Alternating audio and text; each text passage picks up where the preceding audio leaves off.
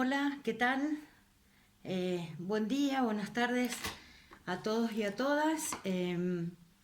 Yo soy Cici Ceballos, soy licenciada en psicología, especialista entre otras cosas, en maltrato y abuso sexual infantil.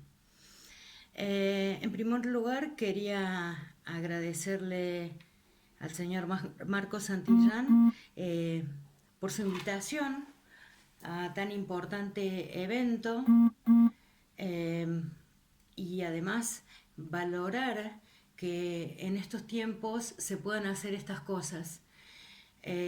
Sabemos muchos que la tecnología nos cuesta y de repente nos vimos obligados a hacernos cargo y a aprender lo que no sabíamos.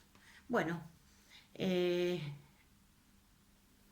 y en segundo lugar, quería primero agradecer a todas las personas que estén mirando este video eh,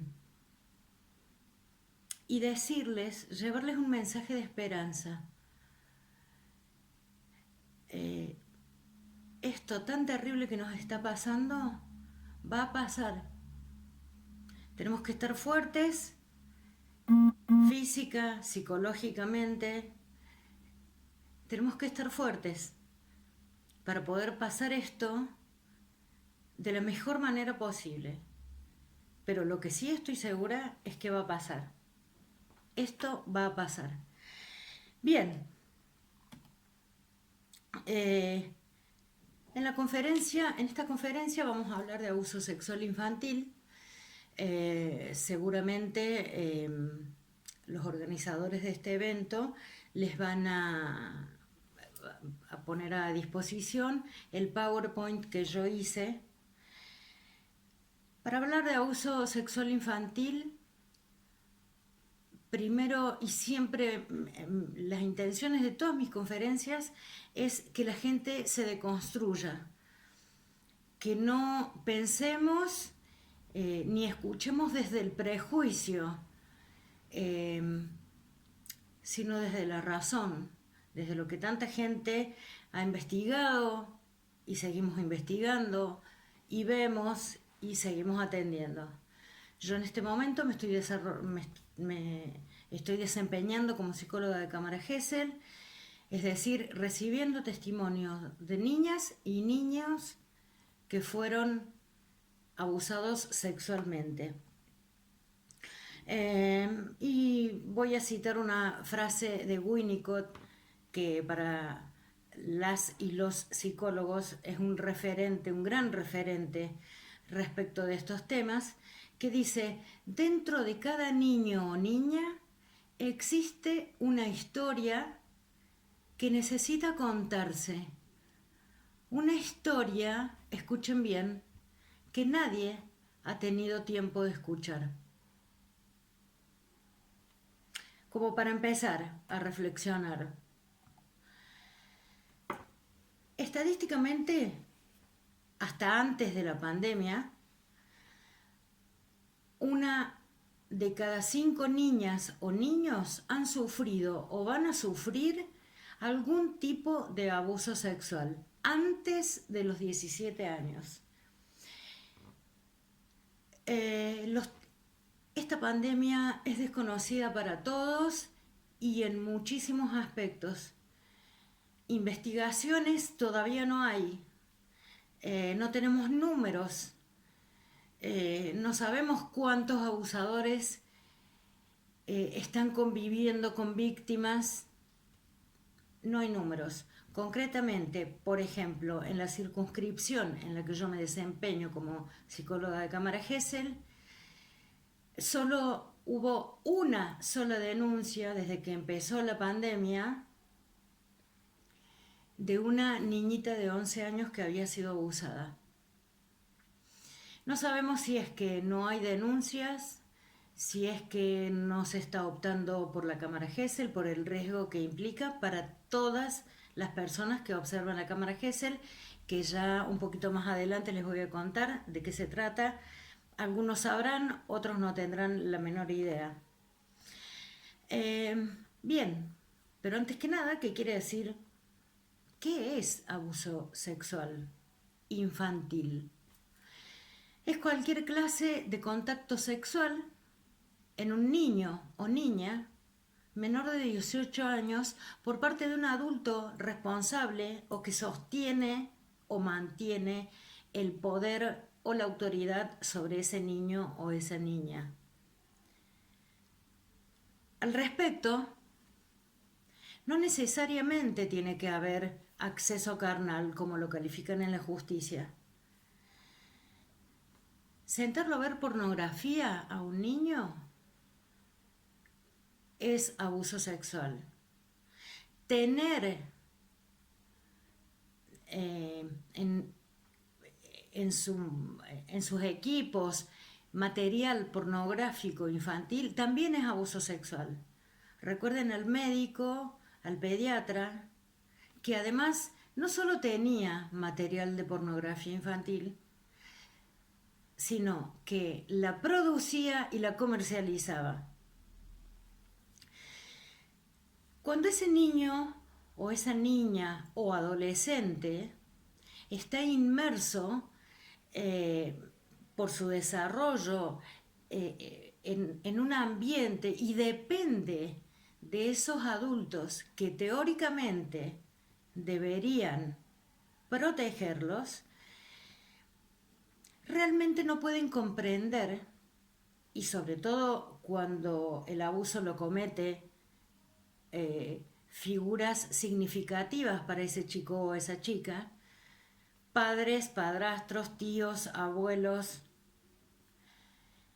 no puede comprender realmente lo que está pasando. Ustedes imagínense, por ejemplo, una nena de 6 años no tiene la menor idea de lo que significa ni de lo que implica una relación sexual. Es por eso que tampoco puede dar su consentimiento. Y nuestro Código Penal dice al respecto que no puede consentir hasta los 13 años. Han habido cambios, 13, 14 años. Y ustedes estarán pensando en su casa cuando escuchen esto, ay, pero si yo conozco y las chicas vienen cada vez más terribles. Sáquense ese prejuicio. Una niña de 14 años, incluso de 15 años, consciente, pero en realidad no está consintiendo. Cree que eso es una forma de amor. No tiene plena conciencia de lo que está consintiendo, con lo cual ese consentimiento no es válido. El uso sexual y la victimización de niñas y niños, al exponerlos a un estímulo sexual inapropiado para su edad y nivel de desarrollo psicológico, y esto es importante porque nosotros hablamos de madurez psicológica. ¿Esto qué quiere decir? Y que podemos encontrarnos con una chica de 17 años que nunca en su vida tuvo relaciones sexuales, que ni siquiera puede hablar del tema, que es inhibida, que es tímida. Entonces, todas esas variables son las que se analizan a la hora de evaluar si hubo abuso sexual, si constituye la figura delictual de abuso sexual.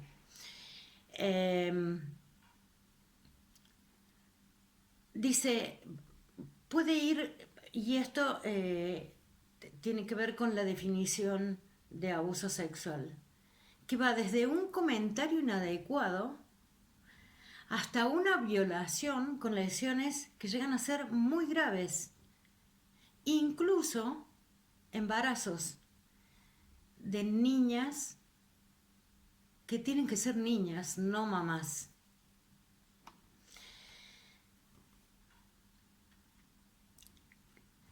Claramente la victimización o cómo, mejor dicho, cómo actúa el victimario. Bien, siempre digo que el victimario elige a las víctimas. No va a elegir una nena o un nene rebelde que tenga un buen vínculo con sus adultos referentes. Hablo de padres, de madres, de abuelos, de tíos, porque sabe que si elige estos niños o niñas con ese perfil, inmediatamente se lo van a contar a sus padres. Entonces, va a elegir a niños y niñas en estado de vulnerabilidad, sobre todo de vulnerabilidad afectiva. Y va a empezar el proceso, como le llamamos nosotros, de victimización. Este proceso empieza con el establecimiento de la confianza. Se va ganando la confianza de ese niño o esa niña. Lo hace sentir especial, le hace regalos, lo hace sentir querido. Recordemos lo que dije recién, que en general son niños que fundamentalmente tienen una gran carencia afectiva. Una vez que entabló este vínculo de confianza con ese niño o esa niña, empieza la interacción sexual. El chico, a la segunda, a la tercera vez o en la misma primera vez, se da cuenta de que hay algo que no está bien, de que eso no está bien. Y entonces ahí es cuando empiezan las amenazas y la imposición del secreto. Si contás esto, yo voy a ir preso, no te van a creer, se va a desarmar la familia. Y a que no saben qué pasa cuando cuenta. Pasa exactamente eso. Él va preso, muchísimas veces no les creen, se desarma la familia. Hemos visto casos, y yo he atendido casos en los que he tenido que convencer a la mamá con pruebas que su hija no mentía, que eso también es otro mito. Acá voy a hacer un paréntesis y quiero decir,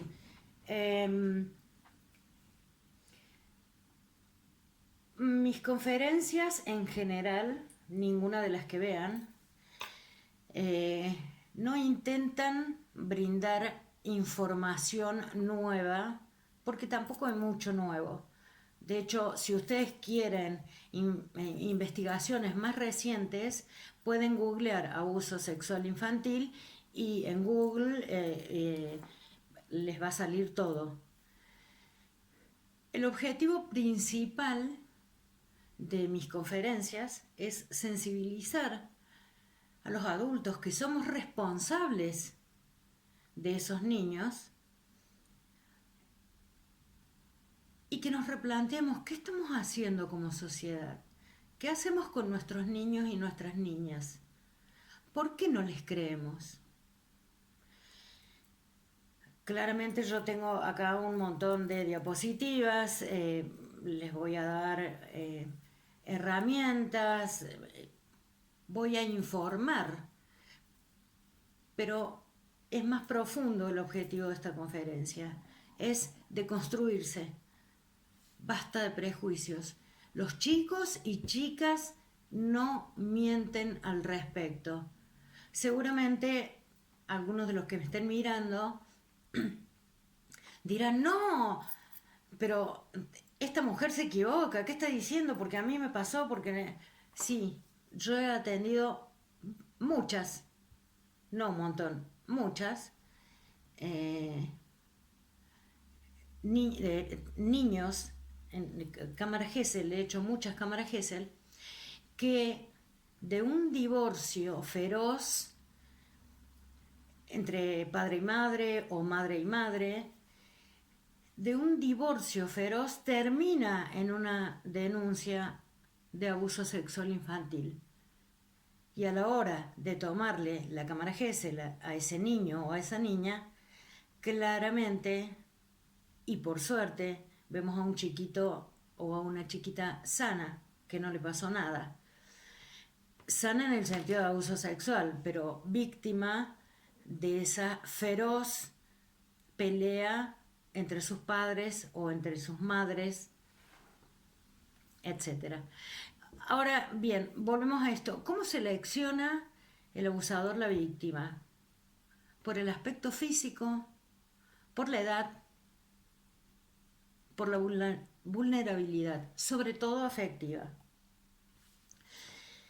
Es importante que esto sí quede claro, de manera contundente, pero así, sin lugar a dudas. El abuso sexual infantil es un delito. Y yo les pregunto a ustedes, ¿qué se hace con los delitos? ¿Qué tienen que hacer con los delitos? Imagino y espero que todos estén pensando que se debe denunciar. Además, es abuso sexual infantil tanto cuando es utilizado para realizar actos sexuales o como objeto de estimulación. Por ejemplo, un adulto le pide a un niño que le haga cosas a otro niño, cosas de contenido sexual. Eso es abuso.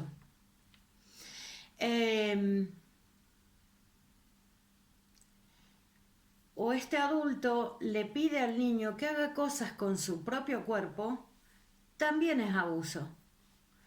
Ahora, en las conferencias que yo he hecho de manera presencial, he hecho algunas preguntas.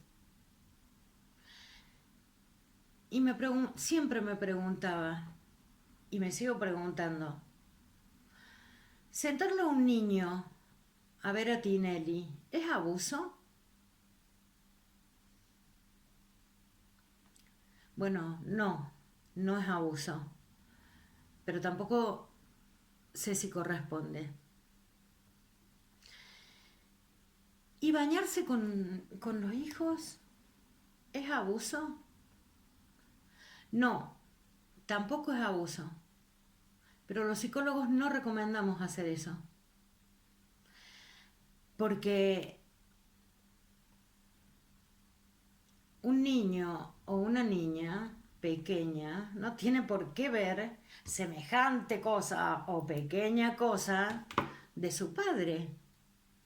¿Cómo lo procesa eso? ¿Cómo lo elabora?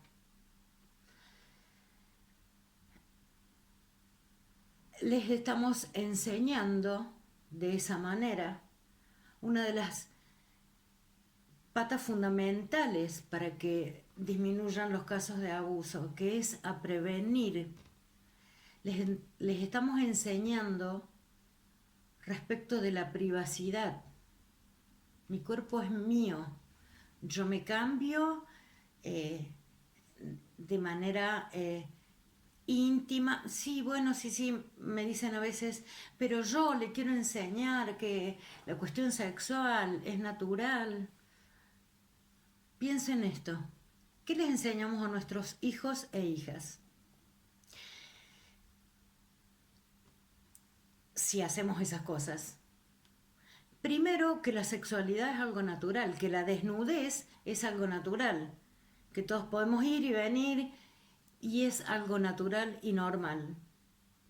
Y además, les enseñamos que tienen que hacer caso a los adultos y respetar lo que ellos dicen. Entonces, cuando venga un tipo y le diga, sácate la ropa, a que no saben qué va a hacer. Otra cuestión para repensarnos, ¿qué les enseñamos a nuestros hijos?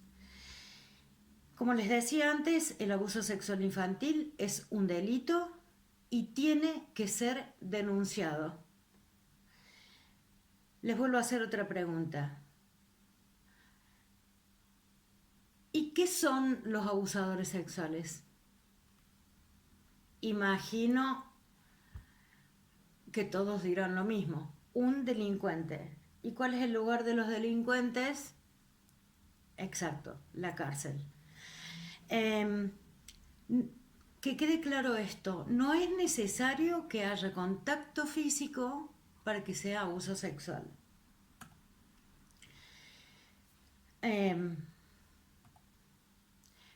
Después, los organizadores de este curso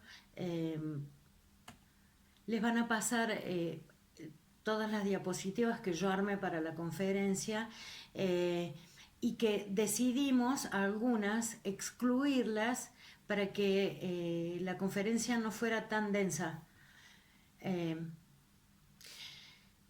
Hace poco salió, no quiero hacer juicios de valor, vamos a decir periodista. En el programa de un periodista estuvo hablando del síndrome de alienación parental. Un programa después o 2 días después tuvo que salir a pedir disculpas. El síndrome de alienación parental, me voy a detener 3 segundos en esto porque lo tienen que saber. Es un síndrome inexistente. Los manuales, todos los manuales de clasificación de psicopatología que existen en el mundo, no lo han incluido en sus categorías diagnósticas. Este síndrome, este falso síndrome, fue creado por un tal Richard Gardner, que era médico, decía él que era profesor de no sé cuántas universidades, y finalmente este tipo se termina suicidando ante la verdad contundente que salió a la luz de que en realidad este tipo era un abusador. Este falso síndrome es utilizado por padres, por profesionales, abogados, psicólogos, trabajadores sociales, médicos, y los utilizan arteramente porque saben que no existe. Todos los colegios de psicólogos, por ejemplo, de la República Argentina, se han pronunciado en contra. Los manuales, como decía, de categorías diagnósticas psicológicas, lo han excluido. Entonces, que lo usen, la verdad que es un recurso lamentable. Este tipo tomó pastillas y después se cortó el cuello. Bueno, era pedófilo y lo usan en general los pedófilos, padres pedófilos, para decir que el chiquito usa su poder sexual y la madre lo pone en contra de él, utilizando ese poder sexual, cuando ellos son un ejemplo de padres. Y acá también voy a hacer una reflexión, que seguramente me estarán dando en sus casas cuando estén mirando la conferencia. ¿Por qué hablo de padres y no de madres? ¿Las madres no abusan? Sí, claro, sí. Sí abusan. Y sobre todo, porque somos las que tenemos más acceso al niño. Les cambiamos los pañales, les lavamos el culito, los bañamos. Tenemos más acceso y sí hay madres abusadoras. Bien, alguna vez me pasó, la única vez que me pasó, a partir de entonces todos mis informes incluyen este concepto, que se llama síndrome de Summitt. Me pasó que luego de convencer a la madre, este es uno de esos casos que tuve que convencer a la madre, Era una nena que en ese entonces tenía 12 años y estaba siendo abusada por su padrastro.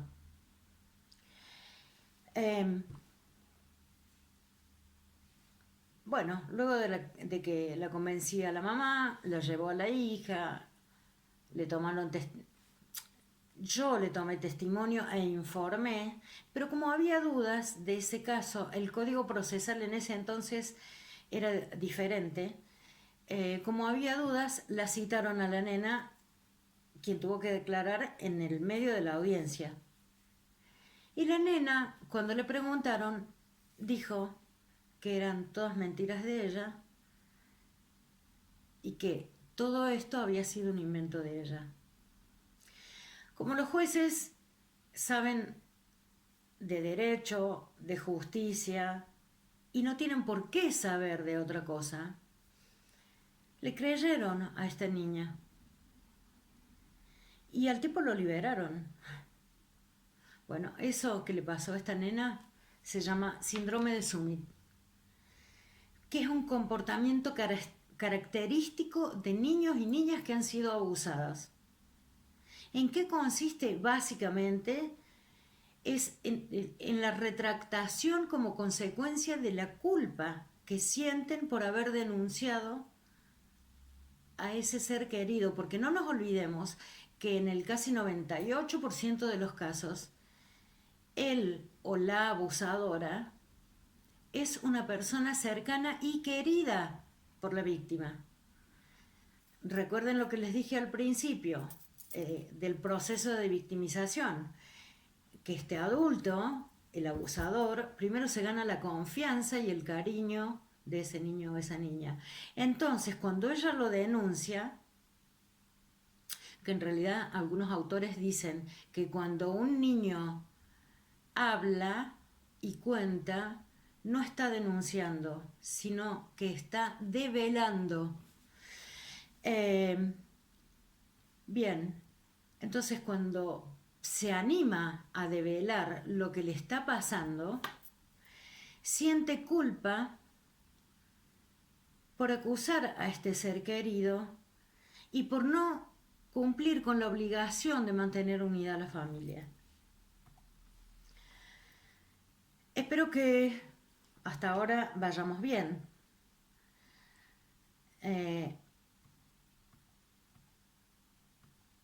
A ver.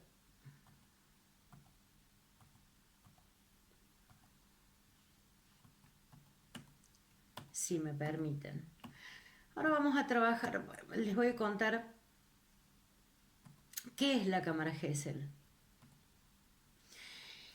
Hace algunos años atrás, no tantos años atrás, niños y niñas supuestamente víctimas o que habían hecho una denuncia, su adulto referente de abuso sexual infantil, tenían que declarar o dar su testimonio frente a un tribunal. 3 jueces, 2 abogados, el fiscal y el defensor. Y se vio, se investigó y se trabajó, porque lo que se observó es que eso solo generaba revictimización en las niñas y niños que habían sido víctimas. Entonces hubo un tal Gesell, Arnold Gesell, que desarrolló este dispositivo, que ahora está en la mayoría de los códigos procesales penales de todas las provincias. Un niño o niña menor de 16 años, bajo ningún concepto, puede brindar su testimonio de lo que pasó frente a los jueces. Lo tiene que dar bajo el sistema de cámara Gesell. Y los jueces tienen que autorizar esa medida, que en realidad es una medida de prueba. El fiscal lo solicita como una medida de prueba. La defensa también lo puede solicitar como una medida de prueba si está convencido que ese abuso no ocurrió y que el niño está mintiendo. Bien, es una habitación, la cámara Gesell es una habitación como puede ser esta, hay un escritorio, hay 2 sillas, hay un micrófono y hay una cámara que básicamente está enfocando, es como si que esta fuera la cámara. Solo enfoca a la cara de la niña. A mí se me ve la cabeza nada más. Pero porque es importante ver también a los fines diagnósticos y a los fines de las teorías del caso, tanto de la defensa como de la fiscalía, es importante ver los gestos de ese niño o esa niña. Bien, les decía, hay un vidrio que del lado donde estamos la niña y yo, solo es un espejo, y del otro lado de ese espejo está el juez, el abogado defensor, lamentablemente está el imputado por la garantía constitucional del derecho a defensa, está el defensor de menores que se ocupa de el cumplimiento efectivo de los derechos de niños, niñas y adolescentes, y está la operadora de sala que maneja las computadoras, los micrófonos, etc. Esa entrevista se graba para que ese chico o esa chica no tenga que volver a hablar nunca más. Es la única vez que ese niño o esa niña habla. Por supuesto que también nos estamos cuestionando qué estamos haciendo, porque en realidad yo conozco al niño o a la niña 10 minutos antes de arrancar la cámara Gesell. Al lado de la cámara Gesell y en un lugarcito cerrado está donde espera la familia. Entonces yo voy, la busco, me presento, juego, me río, le pregunto de qué cuadro es, a los efectos de entablar desde el vamos un vínculo empático. Porque ustedes imagínense y pónganse en ese lugar de niño o niña. La persona en la que más confiaban los traicionó. Y de repente viene una adulta absolutamente desconocida, que nunca vio en su vida, que la lleva a un lugar desconocido, porque cuando los chicos le dicen cámara Gesell, ellos ni siquiera se lo pueden imaginar. No nos lo imaginamos nosotros los adultos, imagínense un chico. Yo lo que hago es buscarla o buscarlo con la cámara Gesell abierta, con la puerta de la cámara Gesell abierta, y le pido a la mamá, al papá, a la tía, a la abuela, al adulto responsable que esté ahí, que vengan con el niño o la niña y que lo miremos de afuera y que vean, que puedan ver lo que es una sala de cámara Gesell. Y les informo que ahí vamos a hablar, él y yo, y que del otro lado lo va a estar esperando su ser querido. Y para infundirle confianza a ese chico, yo lo pregunto, a propósito, ¿en serio que vos lo vas a estar esperando? ¿No es así? ¿Qué sé yo? Hacemos todos los intentos posibles para no revictimizar. Y ojo, que si no lo hacemos, o sea, es lo más importante. En las causas de abuso sexual, lo más importante es el relato del niño. Si no tenemos el relato del niño, no hay proceso judicial posible. O sea, que es fundamental en los procesos judiciales la cámara Gesell. Porque si no hay testimonio de niños, no hay causa. Bien, y ahora lo que sigue es trabajar con aquellas falsas creencias.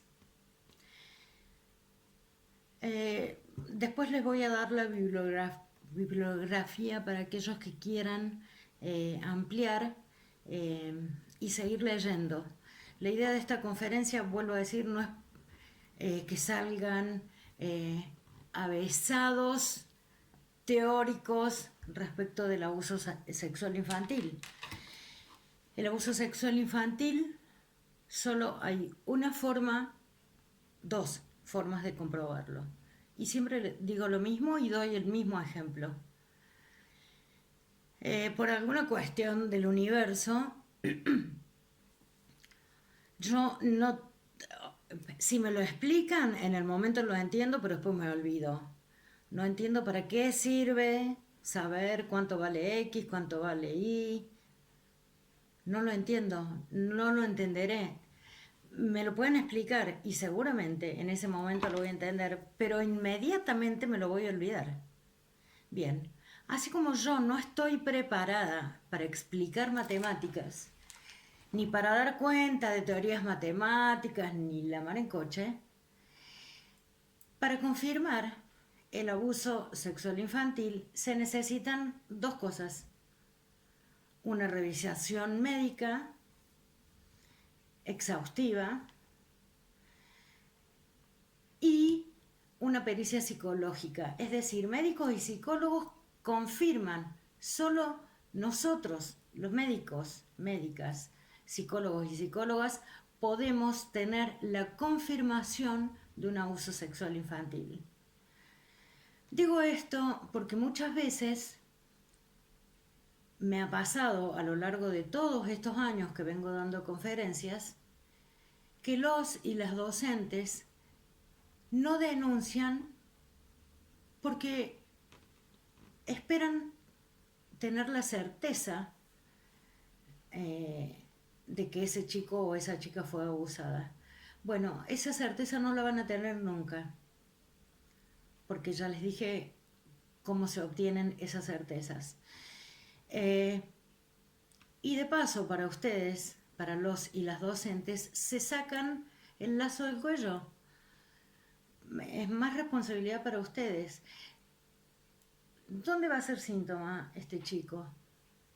Si en el lugar que teóricamente debería ser el más seguro, que es la casa, es probablemente, y en la mayoría de los casos, el lugar donde los abusos ocurren. Entonces, no lo va a contar ahí. Y a que no saben dónde va a ser síntoma ese chico, en la escuela. Ese chico que se porta mal, que es insoportable, que vive afuera del aula, que lo viven poniendo en penitencia, a ese chico le está pasando algo. Tenemos que aprender a mirar conductas. Tenemos que abrir la cancha para que ese chico pueda expresar. Niños y niñas denuncian con su cuerpo lo que con su boca no pueden denunciar. Esto es mío, lo digo yo, de años de experiencia. Y supongo que muchos colegas dirán lo mismo. Como está tan amenazado, como vimos en la primera parte, como está tan amenazado, este niño o esta niña no lo puede contar, pero sí lo va a mostrar con el cuerpo. La sumisión absoluta. La pseudo adaptación. En realidad es una adaptación que la hacemos así y en realidad vemos un chico que no está adaptado. Pero por una cuestión, no está adaptado por una cuestión que está renegando y está pidiendo ayuda por lo que le pasa. Los síntomas contundentes del abuso sexual infantil, que ya los van a tener en el PowerPoint que van a tener a su disposición, El embarazo adolescente y las enfermedades de transmisión sexual que solo pueden transmitirse si hubo contacto sexual de ninguna otra manera, son indicadores contundentes de que esos niños y esas niñas fueron abusadas. Por otro lado, por ejemplo, la enuresis, la encopresis. Enuresis es hacerse pis, encopresis es hacerse caca. Pueden ser indicadores también de abuso sexual. Y ojo, pueden ser indicadores de abuso sexual, pero también pueden ser indicadores de otras cosas.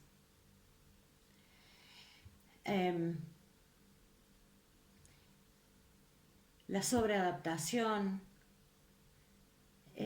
Los chicos y las chicas tienen conductas que tienen conductas hipersexualizadas, también es un indicador. De algún lugar lo sacó. ¿Cómo hace un chico para reproducir los gritos que hacen los adultos mientras tienen relaciones sexuales? ¿Cómo hacen para reproducir los movimientos que hacen los adultos mientras mantienen relaciones sexuales? De algún lado lo sacó. Y como vimos antes, ya sea que lo haya visto o que lo haya vivido, lo mismo es abuso sexual infantil. También conductas hipersexualizadas es, por ejemplo, intentar meterle objetos por el ano o la vagina a muñecos o a otros compañeritos. Más de una vez, en las charlas que he dado, hay docentes que cuentan, no, pero un chiquito pasó que en el baño, que se encerraron, y la docente que estaba ocupada en el baño lo descubrió que se había bajado los pantalones y estaba haciendo que otro chiquito le hiciera sexo oral. Bueno, primero que los chicos ni siquiera saben ni se imaginan qué significa sexo oral. Los chicos hablan de chupar el pito. Por ejemplo. Y yo les pregunto a ustedes, ese niño, así sea que tenga 15 años, que está haciendo que otro niño le haga eso, ¿es un abusador? ¿Realmente lo es? ¿Es un abusador para ustedes? O les puedo hacer la pregunta de manera diferente. Dijimos que los abusos sexuales son un delito, que hay que denunciarlos, que el lugar del abusador es la cárcel. ¿Mandarían a ese chico a la cárcel? En realidad, ese chico está haciendo lo que le hicieron a él. En los adolescentes, por ejemplo, vemos una chica que se viste con ropa apretada, con jeans apretados, que muestra con remeras escotadas, que se acerca demasiado a un profesor. ¿Qué piensan cuando ven a esa chica? Me gustaría que honestamente se lo contesten. En general, la gran mayoría no va a pensar que a esa chica le pasa algo. Van a pensar que es una puta. Porque esa es la construcción social que tenemos. Recuerden a las mujeres que estén mirando esto, ¿quiénes eran los chicos más atractivos cuando estábamos en la secundaria? Los chicos del último año siempre eran los más lindos, no los profesores. Para un adolescente, un profesor de 40 años es un viejo. Ahora los hombres, Les pregunto, ¿quiénes eran las más atractivas? Las mujeres más grandes. Eran campeones, los aplaudían si podían llegar a tener sexo con alguna mujer más grande. ¿Por qué entonces un varón busca tener contactos sexuales con niños o niñas más pequeñas?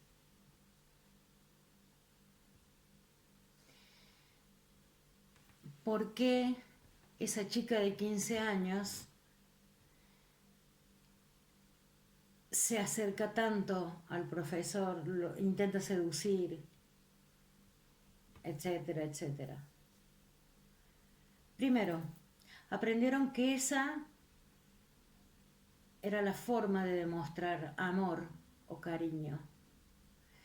El abusador, cuando abusa de niños o niñas, les dice, te hago esto porque sos especial, porque te amo tanto, pero tanto. Entonces aprenden que eso es el amor. Y en segundo lugar, están haciendo estos adolescentes lo que les hacen a ellos. Y a que no saben qué. Esa es su forma de pedir ayuda. Y ustedes lo que tienen que hacer no es obligarlos a hablar. Con comentarles, por ejemplo, que si tienen algo para contar, y por ahí no hacerlo puntualmente, sino hacerlo en el grupo. Si alguien tiene algo para contar, que cuentan con una misma, que pueden recurrir a esta profesora, etcétera. Ustedes saben mejor que yo el manejo del aula. Y básicamente los y las docentes, cuando escuchen algo por el estilo, lo que deben hacer es no preguntar, porque ese es un terreno sagrado. Y si preguntamos, contaminamos, y a la hora de que dé su relato en la cámara Gesell, y la niña se siente, y cuando yo le pregunte por qué está acá, y la niña me conteste porque mi papá me violó, por ejemplo, una nena de 10 años, es argumento para la defensa para que el caso se caiga. Está contaminado por los adultos. Lo escucha de su madre. Ay, no sabes lo que le pasó a mi hija, que la violó este hijo de puta. Lo escucha de todo el mundo. Escucha que mucha gente habla de eso con lenguaje de adulto. Entonces, lo ideal es solamente escuchar y contener. No seguir preguntando.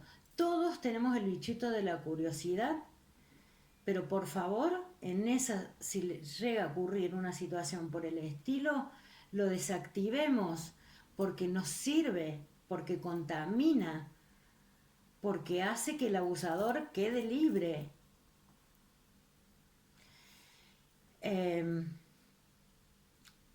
Los chicos y chicas tienen que saber que cuentan con ustedes.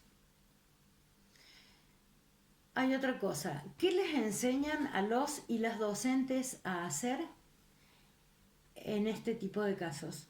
¿Qué es lo primero que harían si un chico o una chica les cuenta, seño o profe, mi papá, mi abuelo, mi hermano me hace esto? ¿Qué es lo primero que harían? Yo lo sé porque ya tengo 27 años de profesión y más o menos 22 años trabajando en estas problemáticas. Lo primero que van a hacer es lo que les enseñaron a ustedes, que es llamar a los padres. Y es lo único que no, no tienen que hacer. Porque seguramente esos padres, la madre o el padre, saben qué está pasando y no dicen nada. Entonces, hablar con los padres en esta situación sería ponerlos más en riesgo a los chicos. ¿Cómo saben que después de que ustedes hablen con esos padres, esas madres, no lo van a sacar de la escuela y le vamos a perder el rastro a ese chico? Lo mejor que le puede pasar a ese chico que está siendo abusado es estar escolarizado, porque podemos ver cómo evoluciona, si está bien, qué está pasando, qué tan grave es. Digo, a nosotros, a los que tenemos que hacer el diagnóstico, nos sirve que los chicos sigan en las instituciones. Entonces, es probable que si se sienten descubiertos los abusadores, o los saquen de la escuela, o incluso hasta lleguen a matarlos. Y como no podemos saber si es que sabían los padres y las madres y no hicieron nada, si es que no sabían, entonces no avisen a los padres. En general el mecanismo y en general en todas las provincias, por suerte, existen leyes que habilitan, no solo habilitan, sino que obligan a todo funcionario público, en el que estamos incluidos los funcionarios de Poder Judicial, los funcionarios de salud y los funcionarios de educación, ya sea pública o privada, estamos obligados a denunciar ante la sospecha. La ley, por suerte, habilita a denunciar ante la sospecha. La comprobación la van a hacer después los equipos que tienen que comprobarlo. Para eso nos pagan. Sáquense el lazo del cuello. Denuncien. Una vez me contó una docente, era un caso de maltrato, que el chiquito venía con los ojos negros de los golpes que recibía. Y que fue y habló con su directora para pedirle que denunciaran la situación, y la directora le dijo que ella no se quería meter, que no iba a hacer nada porque ella no se quería meter. ¿Qué creen que hizo la docente? ¿Se quedó cómoda y calentita en su casa? No. Fue hasta la comisaría. Cuando llegó a la comisaría y quiso denunciar, era el padre del niño el que lo golpeaba. Cuando quiso denunciar, el padre de ese niño era policía y trabajaba en esa comisaría. La mala suerte. ¿Qué creen que hizo la docente? Se volvió a quedar calentita en su casa sin meterse en líos porque eso es cuestión de cada familia y la mar en coche. No, fue a la fiscalía y lo denunció al tipo, y ese niño lo salvó esta docente. Se hicieron todos los informes correspondientes, informes sociales, informes psicológicos, y ese chico fue sacado de esa familia por ser víctima de maltrato infantil. Ah, bueno, pero me olvido yo que el mejor lugar en el que un niño puede estar es la familia. ¿Es verdad? El mejor lugar donde puede estar un niño es en la familia. Les pregunto. Mi conferencia es básicamente esto: preguntarnos y preguntarnos y preguntarnos. Y No siempre, no siempre. A veces esa familia es el infierno mismo, es el lugar donde el chico está padeciendo el abuso sexual. Por eso, por ejemplo, son muy comunes las fugas del hogar, son muy comunes que, por ejemplo, niños y niñas abusadas sean los primeros en llegar a la escuela y los últimos en irse.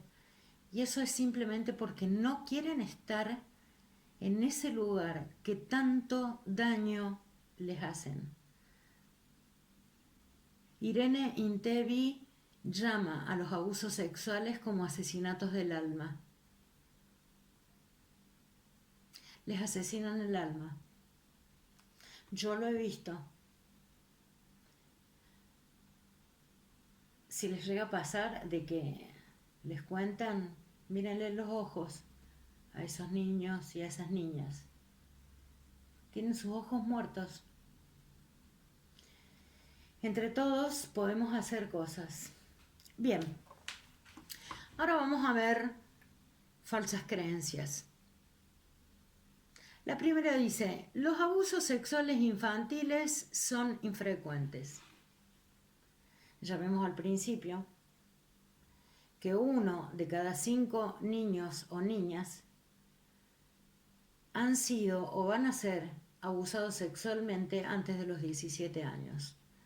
Se calcula, de acuerdo a investigaciones, que más o menos el 20% de la población adulta ha sido víctima de algún tipo de abuso sexual en su infancia. Hoy ocurren más que antes. ¿Verdadero o falso? Falso. ¿Saben por qué? Antes era muy común que la iniciación sexual de la hija mujer fuera por parte del padre. Y estaba bien. Hoy hay más leyes,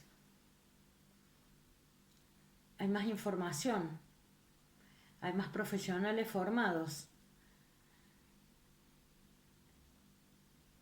Siguen pasando lo mismo que antes. Siguen pasando en igual medida que pasaba antes. Lo que pasa que hoy sabemos y hoy está tipificado como un delito en el Código Penal de la Nación Argentina.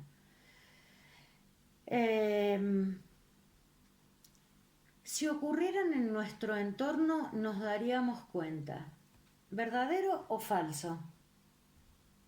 Es como si yo los pudiera escuchar.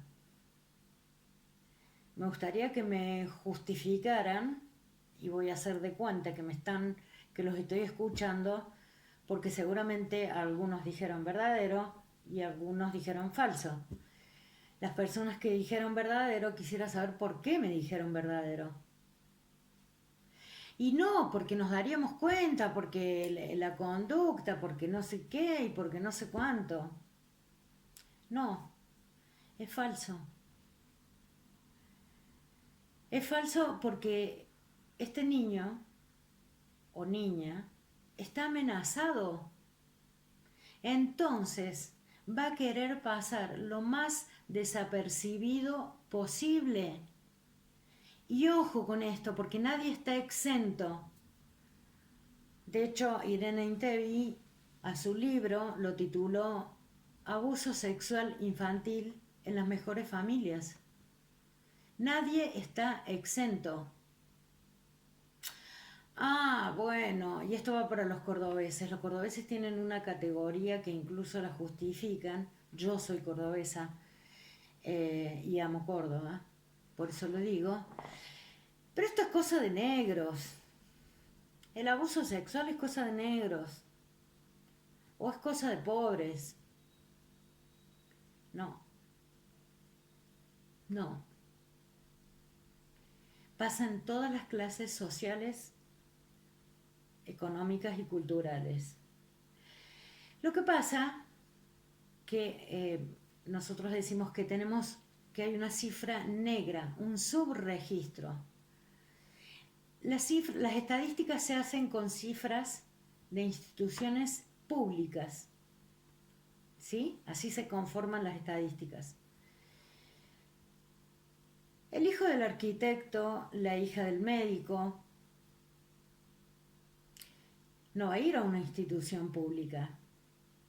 Mucho menos la escuela privada a la que va a denunciar a ese buen padre o buena madre que les paga una muy buena cuota todos los meses.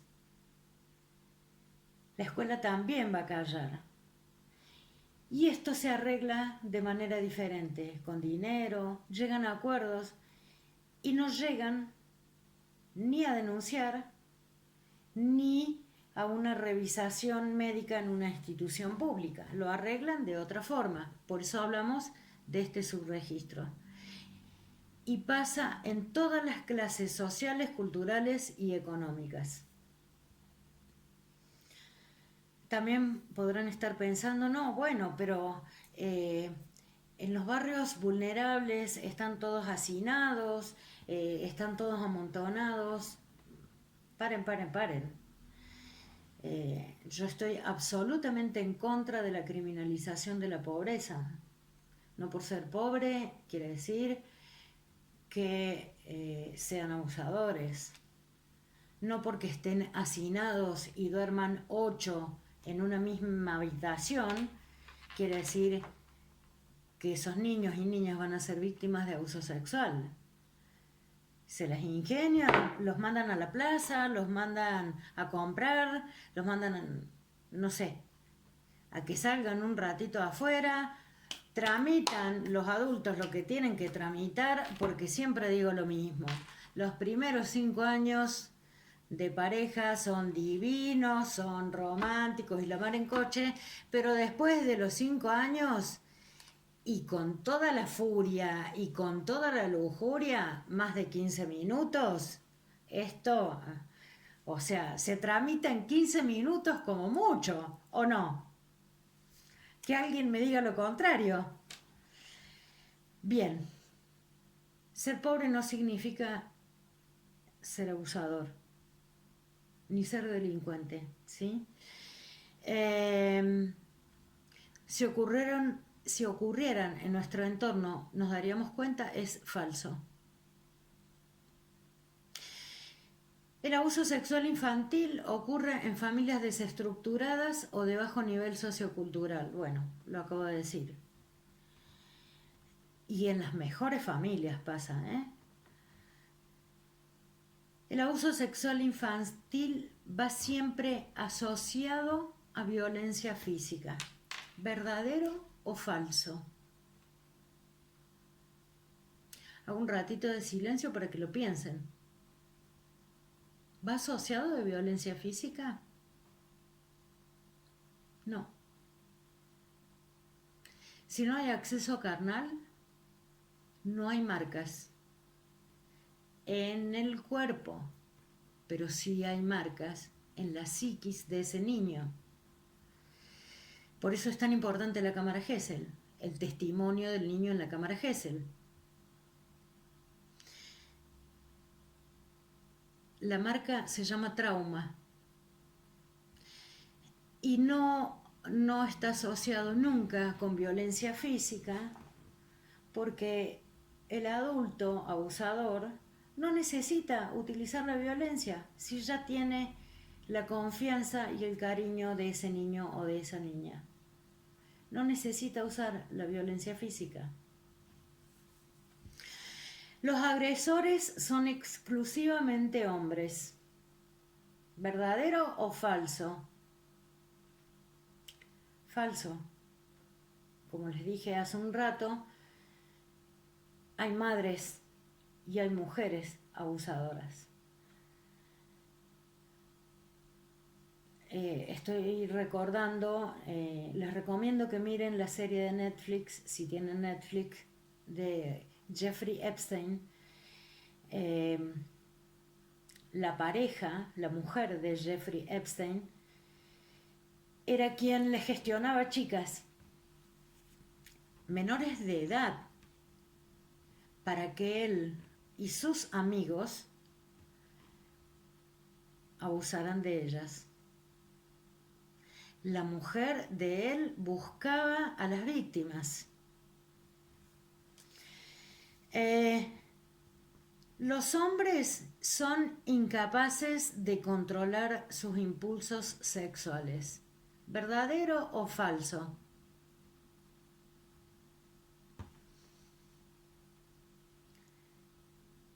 Somos todos grandes.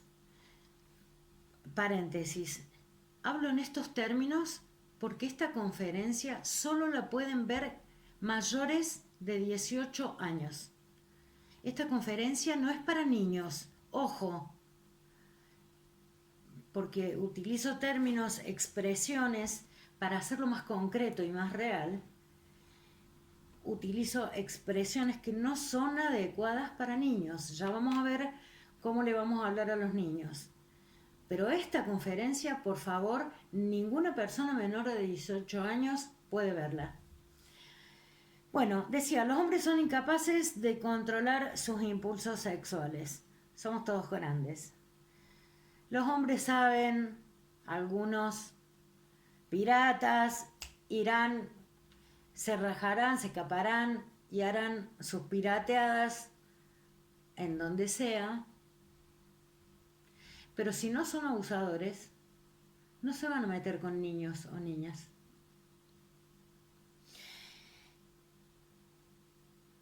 Quiero hacer otro comentario. ¿Qué pasa con, que es una pregunta muy frecuente cuando doy las conferencias, qué pasa con dormir con los hijos? Yo soy mamá, tengo 3 hijos que ya son adultos. Yo quisiera tener que todo mi cuarto fuera una sola cama y tenerlos a los 3 en mi cama. Cuando eran chiquitos ni les cuento. Pero una cosa son las visitas a la cama de los papás y otra cosa es que sea una costumbre que duerman los hijos con los padres o las madres. Al respecto tengo para decir que a los hombres dormidos les pasan ciertas cosas. Una vez dije esto en una conferencia y un señor levantó la mano y me dijo, a mí no me pasa ni siquiera despierto. Bueno, puede pasar, a los hombres les pasan algunas cosas de noche. Y entre que están dormidos y el sueño y no sé qué, y manotean cualquier cosa. Por favor, una cosa son las visitas y que una noche cada tanto duerman con el papá y la mamá, o con la mamá, o con las mamás o los papás. Pero otra cosa es que sea un hábito. Y a las mamás, algunas mamás, cuando se separan, como es insoportable tanto vacío en la cama,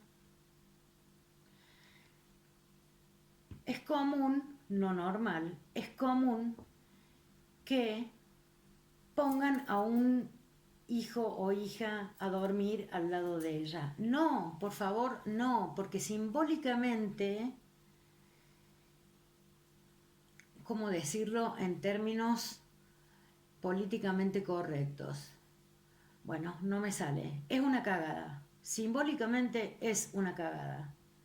Estamos poniendo a ese niño o a esa niña en un lugar que no corresponde. En todo caso, si es demasiado grande el espacio vital y el agujero en consecuencia que sentimos, cómprense una cama más chica. Pero ese espacio no lo puede llenar un niño o una niña. Lo tiene que llenar otro adulto. ¿Sí? Los estamos poniendo en un lugar muy complicado de lo contrario. Significativamente muy complicado, que va a traer consecuencias psicológicas para ese niño o esa niña. Bien, seguimos. El alcoholismo y las adicciones son la causa del abuso sexual infantil. ¿Verdadero o falso? Falso. No todos los alcohólicos, no todos los adictos, ni todos los enfermos mentales son abusadores. Nosotros hablamos al respecto de factores desencadenantes y factores asociados. En todo caso pueden ser factores asociados en algún que otro caso, pero no desencadena ni el alcoholismo, ni la adicción, ni una patología mental, no desencadenan el abuso sexual. El agresor es un enfermo, ¿verdadero o falso? Supongo que más o menos el 50% de los que están escuchando me van a decir verdadero y el otro 50% me van a decir falso. Este curita que está condenado a no sé cuántos años y que sigue pidiendo la libertad y qué sé yo y qué sé cuánto, ¿ustedes lo veían enfermo? ¿Les parecía enfermo? Si ven la serie de Jeffrey Epstein, si uno no supiera todo lo que ahora sabemos de este tipo, hasta diríamos, pero mirá qué bombón, qué buen mozo. La verdad que no se lo veía enfermo. ¿Que necesita atención psicológica? Sí, por supuesto. Tratamiento psicológico por el resto de su vida. Y con un pronóstico pésimo, además. Y esto no lo digo yo, lo dice Eva Giberti, que el pronóstico de recuperación de los abusadores es 0. De todas maneras, como es un derecho constitucional, lo tienen que hacer. Pero no es un enfermo. Cuando yo estoy enferma, si tengo gripe y tengo fiebre y no tengo COVID, eso fue un chiste, yo no puedo controlar el síntoma. Voy a tener fiebre para ir a trabajar y para ver al hombre de mi vida. No puedo controlar el síntoma. Eso es una enfermedad. ¿Sí? Lo que no quiere decir que no necesite atención psicológica profunda y permanente. Nunca son los padres, son casi siempre desconocidos, ¿verdadero o falso?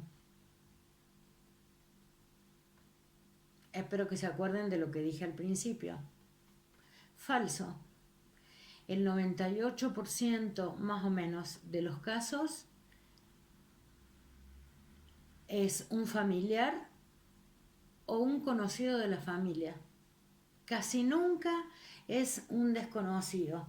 Y al respecto, vuelvo a decir, no sabemos qué está pasando respecto del abuso sexual infantil en esta pandemia. Cuando volvamos a la nueva normalidad, recién ahí vamos a ver las consecuencias de esto. Por ahora desconocemos. No hay números, no hay mucha información. Me refiero a información seria y relevante, ¿no? Científica. Bien, la madre sabe que está sucediendo. Es igualmente responsable. ¿Verdadero o falso? Ni uno ni lo otro. Hay 3 tipos de madres. Una madre que no sabe, y me pasó una vez, yo tuve un caso, la madre en algún lugar sospechaba, era vicedirectora de una escuela y primero me pidió un turno a ella en mi consultorio privado.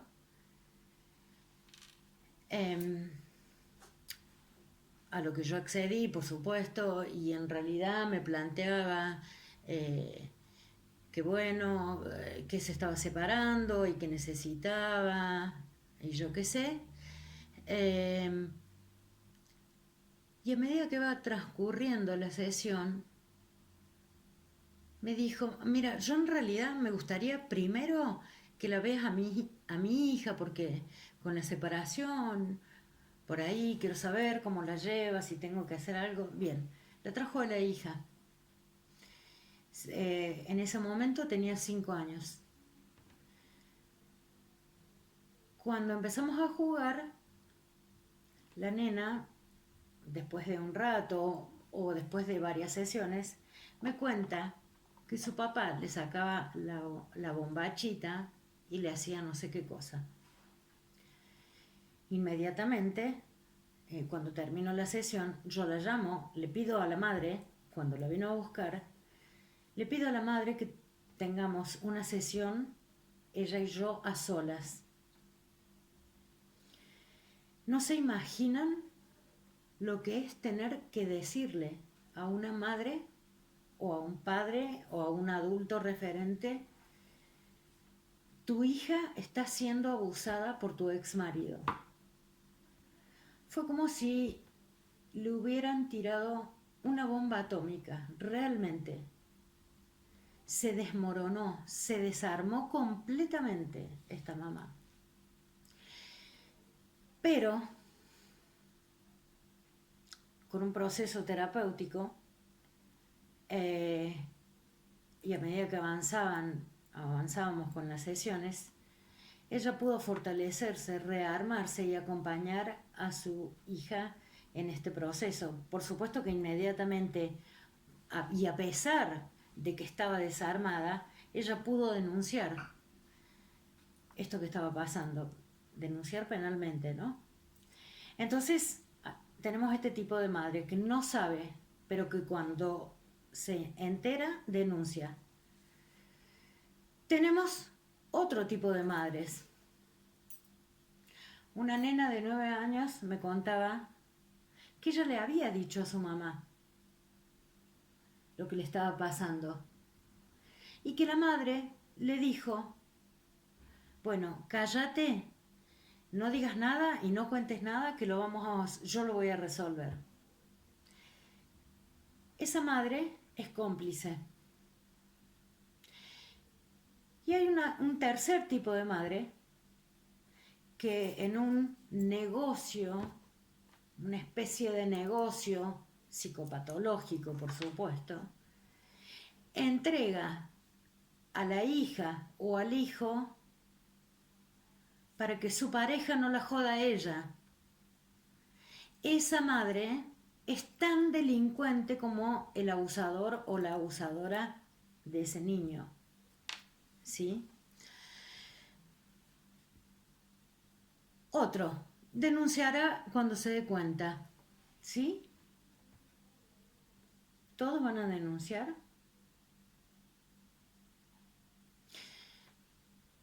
Todos los docentes y las docentes que están mirando este video, si tienen la sospecha de que un niño o una niña está siendo abusada, ¿van a denunciar?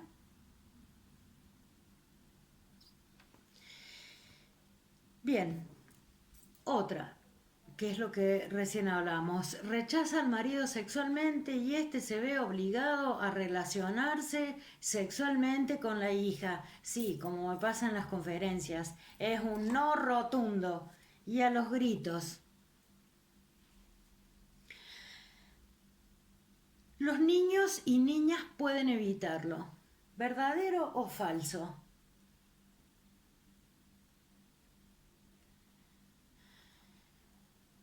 Para los niños y las niñas, lo que les decimos los adultos es palabra santa.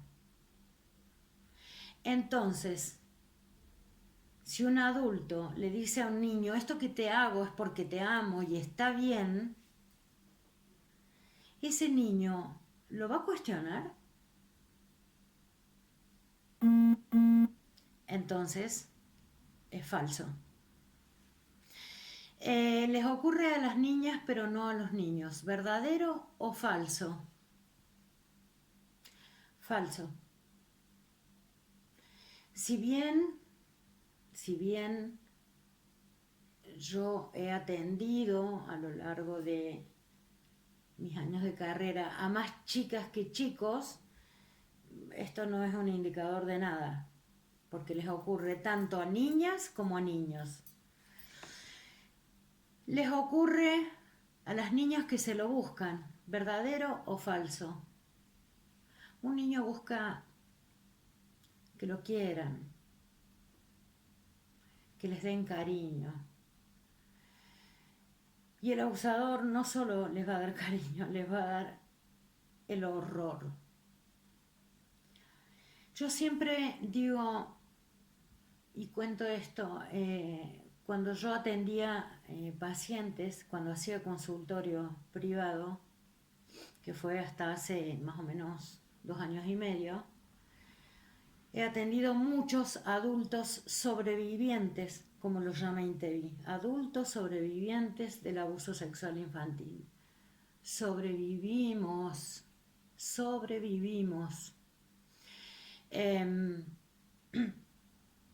Y lo primero que les hago saber es cuánto lamento que les haya ocurrido esto. Y lo segundo que les hago saber es que ellos no son culpables de nada. Muchos de ustedes tendrán hijos o hijas pequeñas y saben que los chicos buscan el cariño, buscan el contacto físico y que sienten placer. Si además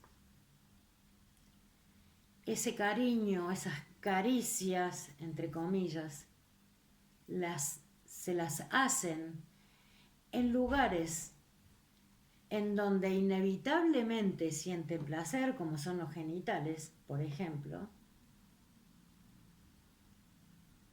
¿cómo no van a sentir placer?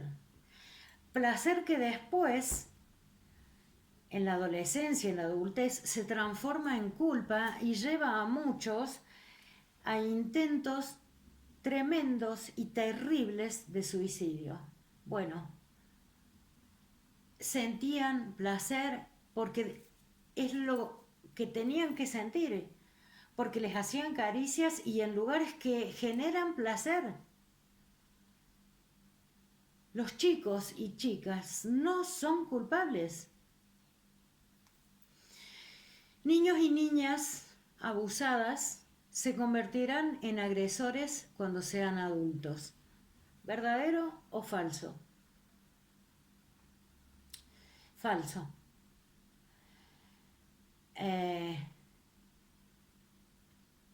Podemos ver, si bien podemos ver en abusadores, yo nunca trabajé con abusadores y espero no tener que hacerlo nunca, pero si indagamos un poco en la historia de ese sujeto, probablemente vamos a encontrar historias de malos tratos y abusos sexuales en la infancia. Pero eso no quiere decir que todos los niños y niñas abusadas sexualmente se van a convertir en adultos abusadores. Muchos pueden procesar, tramitar ese trauma y convertirse en sujetos activos, promotores de la salud y trabajar en la asistencia y prevención del abuso sexual infantil. Bien, y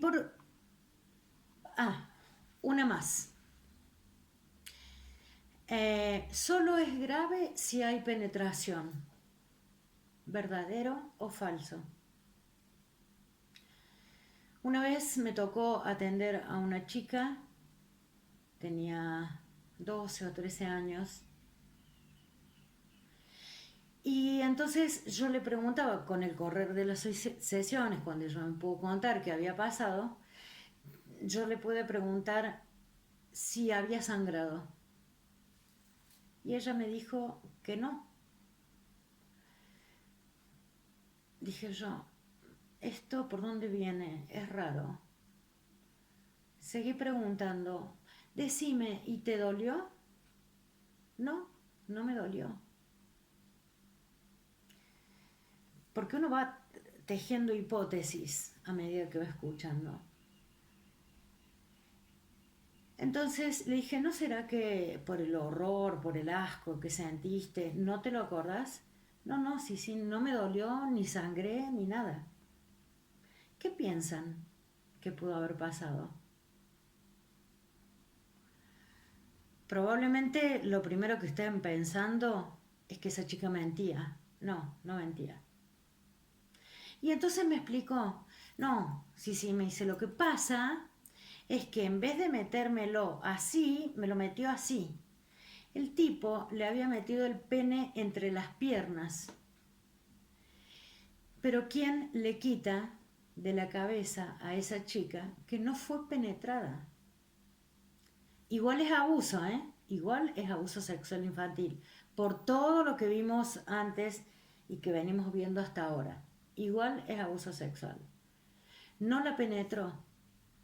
Pero ella, como ni siquiera podía imaginarse, como todo niño o niña, que no pueden imaginarse cómo es una relación sexual, estaba convencida que había sido una relación sexual. Bien, eh, seguimos. Cuando la relación es profundamente amorosa, no es perjudicial. ¿Verdadero o falso? Eso no es amor. Eso no es amor. El amor es un montón de otras cosas, pero eso no es amor. El abuso sexual siempre, absolutamente siempre es un delito y nada tiene que ver con el amor. No es obligatorio denunciarlos. ¿Verdadero o falso? Espero que todos a viva voz digan falso. El abuso sexual infantil se denuncia. La sospecha del abuso sexual infantil se denuncia. El niño o la niña perderá a su familia y el remedio será peor que la enfermedad. Bueno, hace un rato hablamos de esto. ¿De verdad el mejor lugar para un niño es esa familia en la que abusan de él? Es falso. Ah, no, pero la privacidad es un asunto de cada familia y nadie se debe meter. ¿Verdadero o falso?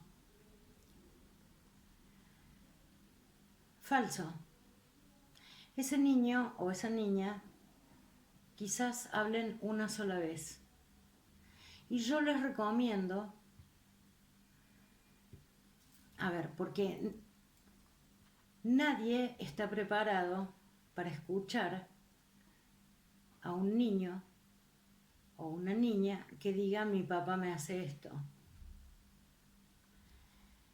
Y nuestra reacción, no sabemos cómo vamos a reaccionar.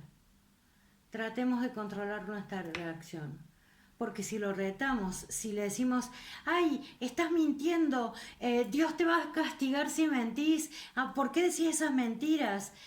O reaccionamos horrorizados, ese chico se va a callar y no va a abrir la boca nunca más y nunca más va a hablar y se va a perpetuar ese abuso. Con nuestra complicidad o como consecuencia de que no supimos qué hacer frente a esa situación.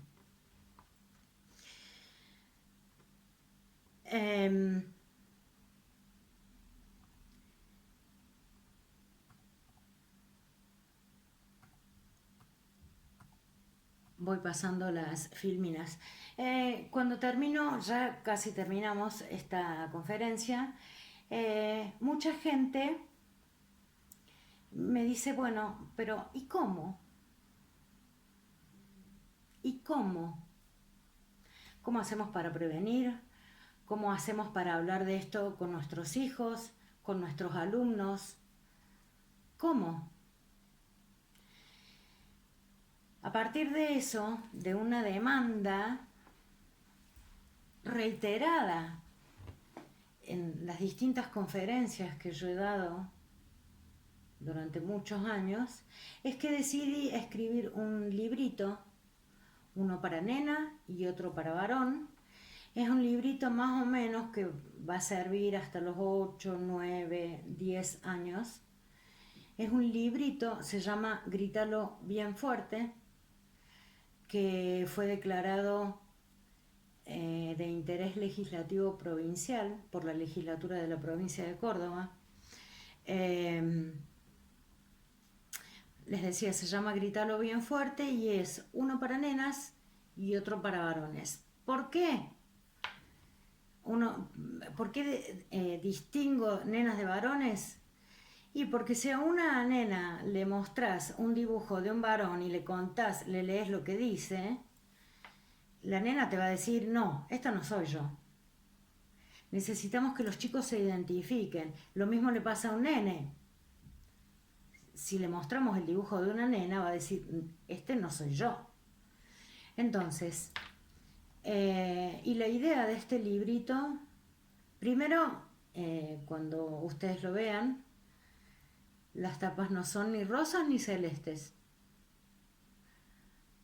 Quise abrir a la diversidad. Una tapa es amarilla y la otra es verde. Es un libro para pintar que tiene información importante y de cuidados del cuerpo para prevenir el abuso sexual.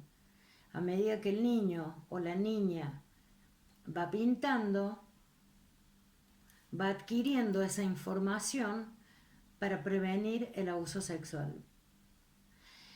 Y además tiene como objetivo, y que es muy importante, fortalecer el vínculo con ese adulto responsable, sano, por supuesto, no el abusador. Y es importante que lo trabajen en familia o con un adulto, que el chico vaya pintando y vaya leyendo esa información al lado de un adulto. ¿Por qué? Porque son disparadores. Son frases que yo escribí en estos libritos que pueden ser disparadores y de hecho los niños y las niñas pueden llegar a preguntar alguna cuestión y es muy importante que los adultos estén presentes para contestar las inquietudes que tengan. Desde la organización de este congreso, ellos van a poner un link en donde van a poder adquirirlo de manera digital y ustedes poder bajarlo en sus computadoras, en lo que sea que tengan, y si quieren hasta lo pueden imprimir y poder ir trabajando para prevenir. Bien, esto ha sido todo respecto a abuso sexual infantil. Les agradezco muchísimo, espero que les haya servido y vuelvo a insistir. La teoría la encuentran en Google, en un montón de cosas. Pueden encontrar en Save the Children, en UNICEF. Hay mucha bibliografía al respecto. Los docentes tienen que saber que la bibliografía básica es la Convención de los Derechos del Niño, de niños, niñas y adolescentes.